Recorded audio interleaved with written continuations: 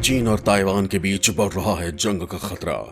क्या ताइवान पर हमले की तैयारी कर रहा है ड्रैगन? ताइवान के सपोर्ट में आए अमेरिका और जापान। दोस्तों, जिस तरह चीन और भारत के बीच का तनाव लगातार जारी है, ठीक उसी तरह चीन लगातार ताइवान को भी धमका रहा है। पिछले कई सालों में देखा गया है कि चीन और ताइवान के बीच खींचतान हमेशा अक्टूबर के महीने में ही बढ़ जाती है। इन दोनों ही देशों के लिए यह सबसे प्रमुख मुद्दा है जिस पर सुलह करना मुश्किल ही नहीं, लगभग नामुमकिन है।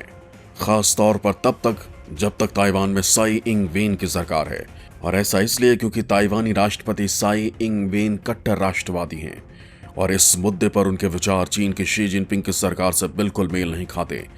जहां चीन ने ताइवान को अपना हिस्सा बना लेने की कसम खा रखी है, तो ताइवान ने भी बता दिया है कि यह इतना आसान नहीं है। ताइवान पर दबाव बनाने के लिए चीन अपनी ताकत दिखाता रहा है, तो ताइवान भी अपने तेवर दिखाने और सैन्य शक्ति का अंदाजा चीन को करा देता है। ताइवान की राष्ट्रपति साई इंग वेन ने कई बार अपने राष्ट्र के नाम संबोधन में यह साफ किया है कि चीन जो चाहता है वो कभी नहीं हो सकता है, फिर चाहे इसके लिए कुछ भी करना पड़े। ताइवान के सख्त तेवरों को अमेरिका, जापान और ऑस्ट्रेलिया से समर्थन मिलता है। यूरोपीय संघ ने भी ताइवान की सुरक्षा को लेकर चिंता जताई है। चीन भी ये बात जानता है कि अगर ताइवान पर हमला किया तो अमेरिका भी ताइवान के बचाव में जवाबी कार्रवाई करेगा। पिछले कुछ सालों में ताइवान एक गंभीर मुद्दा बन गया है, क्योंकि चीनी पीपल्स लिबरेशन आर्मी बार बार ताइवान के हवाई क्षेत्रों में घुसपैठ कर रही है और समुद्री गतिविधियों को लेकर धमकी भी दे रही है। ताइवान पर अपने दावे को मजबूत करने के लिए चीन के आक्रामक रवैये का पता इसी से चलता है कि चीन की ओर से 2027 या उससे पहले हमला करने की आशंका व्यक्त की जा रही है। अभी इसी महीने अमेरिकी इंडो पैसिफिक कमांड के प्रमुख एडमिरल फिलिप डेविडसन ने अमेरिकी कांग्रेस को चेतावनी दी थी कि 2027 या उससे पहले चीनी हमला हो सकता है। उन्होंने कहा था कि चीनी 2050 तक संयुक्त राज्य अमेरिका और नियम आधारित अंतर्राष्ट्रीय व्यवस्था में अमेरिकी नेतृत्व के रोल को बदलने की अपनी महत्वाकांक्षाओं को तेज कर रहा है। ताइवान साफ तौर पर चीन की महत्वाकांक्षाओं में से एक है। मुझे ऐसा लग रहा है कि यह खतरा इस दशक के दौरान या अगले 6 सालों में दिख सकता है। हाल ही में पेंटागन की ओर से जारी चाइना मिलिट्री पावर रिपोर्ट 2021 में हैरान करने वाले खुलासे सामने आए हैं। इसमें कहा गया है कि पीएलए ताइवान को लेकर बड़ी तैयारी में जुटा हुआ है। दरअसल ताइवान को चीन अपना हिस्सा बताता रहा है, जबकि ताइवान खुद को एक स्वतंत्र देश बताता है। चीन कई बार धमकी दे चुका है कि ताइवान को चीन में किसी भी कीमत पर मिलाकर मानेगा। चीन के इस धमकी के बाद अमेरिका ने आपत्ति दर्ज की थी और अमेरिका ताइवान का खुलकर समर्थन करने की बात करता रहा है। हालांकि समय के साथ चीन की धमकी लगातार बढ़ती जा रही है, वहीं ताइवान भी अपनी बात पर अड़ा है और लगातार चीन को आंखें दिखा रहा है। दरअसल ताइवान को भी पता है कि अगर चीन ने हमला किया तो उसके सपोर्ट में अमेरिका और जापान जैसे देश साथ आ खड़े होंगे। दोस्तों, आज के इस वीडियो में मैं आप लोगों को चीन और ताइवान के बीच जारी इस तनाव को लेकर जो बातें बताने वाला हूं वो आपको जाननी चाहिए।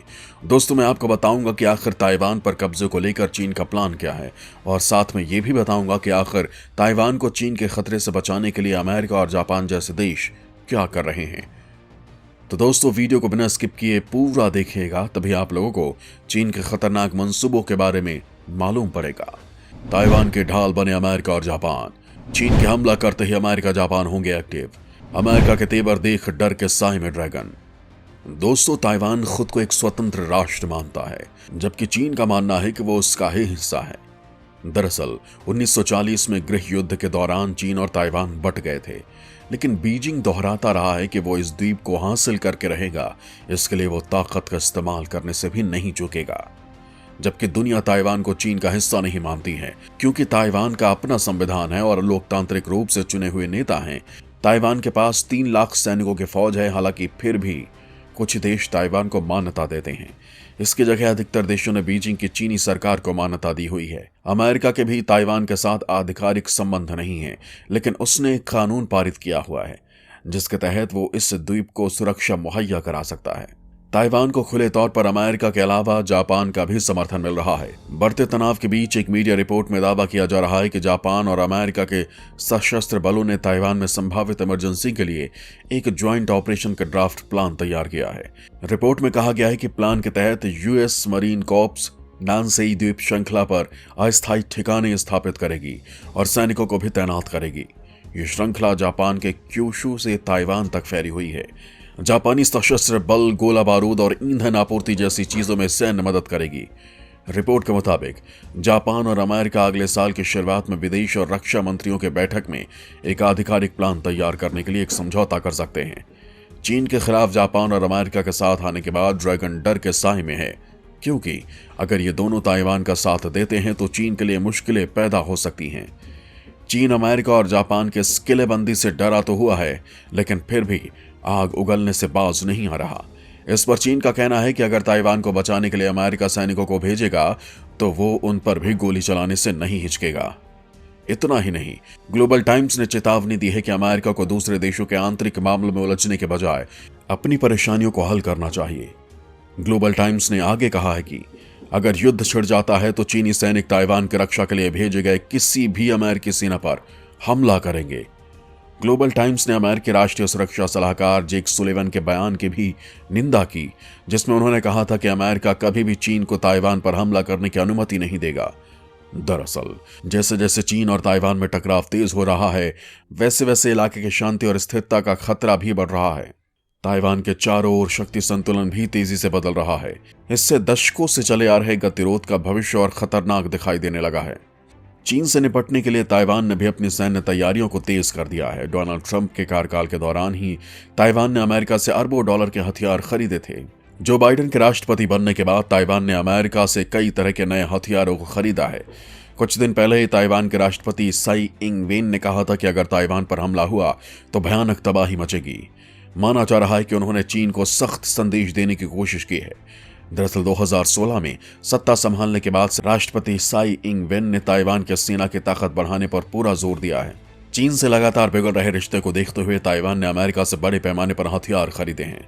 ताइवान अमेरिका के सबसे बड़े रक्षा खरीदारों में से एक है। इसे लेकर चीन नाराजगी भी जता चुका है, लेकिन इसके बाद भी ताइवान पीछे हटने को तैयार नहीं है। ताइवान के सैनिकों की संख्या वर्तमान में 1,88,000 है और अगर नागरिक, ठेकेदारों और ट्रेनी को मिला दिया जाए तो यह बढ़कर 2,15,000 हो सकती है।